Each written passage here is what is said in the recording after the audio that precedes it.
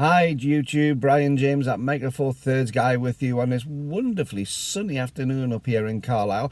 It's about 21 degrees Celsius outside, and makes a change because we've recently had snow, as you've seen on some of the videos just a week or so back. So we go from one extreme to the other. But a beautiful sunny day. You can see it on my shirt there. I'll try and get it so that it's not quite so bright on it if I can. But I'm sitting here, just got a cup of coffee from a certain brand of coffee who shall remain nameless. So I'm just sitting drinking my coffee and having a bit of a chill.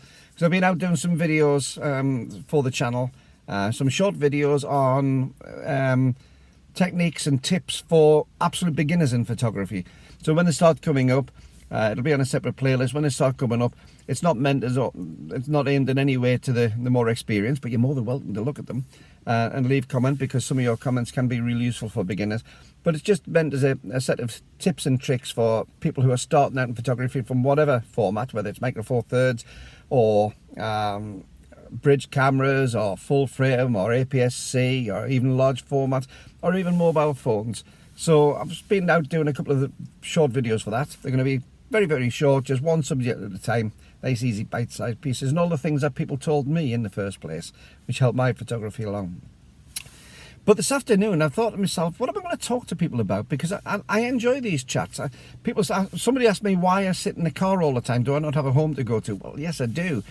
But I really enjoy coming out in the car. I like to be a little bit of solitude. I like going and having a cup of coffee, sitting down and just having some private time to myself. The car is quite a it's quite a nice sort of protected environment as well. The sound's not too bad. The light can be variable, but I'm usually in daylight. It does tend to mean that I don't have to worry about lighting and things to get seen. And it's just my little space, and I enjoy it in here. So that's the reason for the car. But the videos themselves, I think I'm at about 4,852 subscribers at the minute, and that means that I'm only about 148 subscribers from my 5,000, and that's fantastic. Getting to the 1,000 subscribers was quite a reasonable task for me. It took a little while. It took many years, in fact, because I didn't really put that much into the videos, the channel at all. But 1,000 subscribers and 4,000 watch hours per year is a cut-off point to enable you to be monetized by YouTube, so you can actually start earning some money on this. So the subscribers, when I first started off, each individual subscriber really made a huge difference. Now you'd think as I've tailed off, as I'm getting towards 5,000 subscribers, that would be less so. It's not. It's something. I look at the stats on my dashboard for this, and every time I see the subscriber count go up, it really is satisfying. And it's soul destroying when you see one leave. When you see it, if you looked at something and it says, 4,852, and if I was to look back and it said 4,851, I get really upset over that. I think, what have I done? What have I done wrong? How have I upset? What's wrong with it? And of course, people subscribe and unsubscribe all the time. But the subscriber count's been important for me as well, because around 50% of my views come from subscribers, which means half the people watching this video aren't subscribers. Why not? Come and join the party. It's free.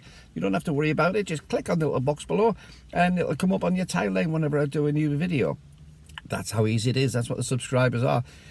But subscribers are really important for me, because we've got a nice little community. There's some names come up regularly in the comments, and I see them as subscribers. And believe it or not, your views really are very important to me, and the fact that you subscribe to the channel really is important to me. So thank you. Thank you very much. But it also has an effect on YouTube, because obviously if you've got subscribers, that's a known pool of people who have an interest in your videos. They've declared an interest by subscribing. And that is somewhere where YouTube can then encourage advertisers to come online, because they say, look, you've got nearly 5,000 people here who quite regularly watch his videos, so why don't you to advertise alongside that one? And that of course helps with the monetization, which helps keep my channel going. It's not a huge amount of money, as I did say in a previous video, but it's very welcome, and it does give me the opportunity to keep on doing the videos I'm doing. Then of course you get the thumbs up, and again, if you haven't given me a thumbs up, it's a little link underneath. Again, costs you nothing, but the thumbs up really is important. Actually, the thumbs down, I believe, is just as important, because even giving a thumbs down, it does show that you've watched at least part of the video. And again, this is all business, this is all to do with subscribers, all to do with advertisers, but it does give the advertisers knowledge that at least somebody's watching the video. So the thumbs up actually helps, and it does go part of YouTube's algorithms. I love saying that word, and I love saying at the end of the videos, YouTube's algorithms. But it is an algorithm which YouTube uses, which gets YouTube to promote the videos to people who haven't seen me before, and that's an important part for me. So by giving those thumbs up and by subscribing, it really does make a huge difference to other people seeing the videos. The other thing, of course, is that the videos themselves, it's one of those sort of strange communities, YouTube, where you produce something and you throw it out, and you're very much at the mercy of a lot of things which are out of your control. The subscribers, the viewers, whether they're subscribers or not actually, have a huge amount of control on how successful or unsuccessful your videos are. The comments that you get, again, more comments that people put on, that's another part of the algorithm which lets YouTube see that something's happening. But the comments that I see underneath here, I've seen some fantastic ones, and I'm going to do a short video soon because I got one from a gentleman in Japan, which really made me stop and think. And I really appreciate you'll know who you are because you just posted it to me today, and I read through it and I've replied back to it. Fascinating email, and I'm actually going to use that as a basis for a future chat video, because from the Japanese point of view, what we see as the industry here seems to be rather different, and it was a real eye-opener for me, and a very welcome eye-opener. And this person's going to try and, as I offered to, keep on giving more information in the future as things progress. But from a Micro Four Thirds point of view, it was a very, very interesting email that I got, and I really do thank you for that. But the good thing about emails is, beg your pardon, not emails. The good thing about comments, though, is I get quite a kick out of seeing somebody, first of all, have a slightly different opinion to me, which is always welcome. So long as it's a jovial conversation, I'm more than over the moon with that.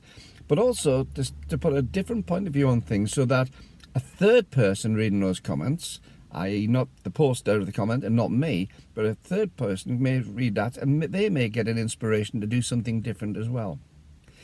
So what's the point of this video? Well, the point is, before I get accused of waffling, because I did get a rather nasty, snidey comment about waffling a little while back. Well, this is me, you know. I'm actually what makes the channel. So if you don't like a waffling Geordie, that's fine. Just don't subscribe. That's okay. I'm not going to force anybody to watch them. But the point of this video for me, apart from saying thank you to all of those who have given support, is just to bring you up to date as to where I am with the channel, what I'm doing, and where I see the next step. And as I said at the beginning of this, I've done a couple of videos already which I'm doing aiming purely at amateurs, purely at the beginners in photography, irrespective of what format you use. So if you are somebody who's looking at this and thinks, I don't really know about photography, but I've just got my first camera and I want to be doing something, these are the sort of hints and tips which I've been given myself over the years. People have given me, and it made such a difference in my photography. And I'm starting off each of these videos, only 3 or 4 minute videos. I'm not wanting to be long ones. It's going to cover one topic at a time. But I keep on saying at the beginning of each of those videos, I've been a photographer. I've been taking photographs for over 50 years. And the people who influenced me and gave me the hints and tips, I want to hand those on to the new generation. Now, the longer in the tooth of you, the more experience of you, when you do watch these videos, may think to yourself, well, I don't agree with that. But be careful that I'm aiming these at people who haven't got a clue. So, for instance, in the very first one, or one of the very first ones, I'm advising people to use the auto position or the P position, the program position on the camera if they've got one. It's not always the best. We know that because we're seasoned and because we've got experience and we've got skill sets as a more experienced photographers.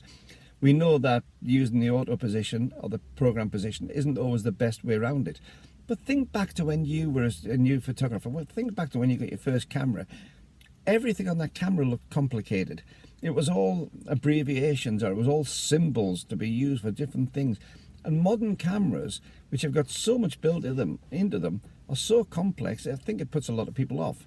So one of the places that I suggest people start which you know, on these new cameras which have got fantastic AI built into them. They've got fantastic auto systems, whether it's for exposure or white balance or whatever.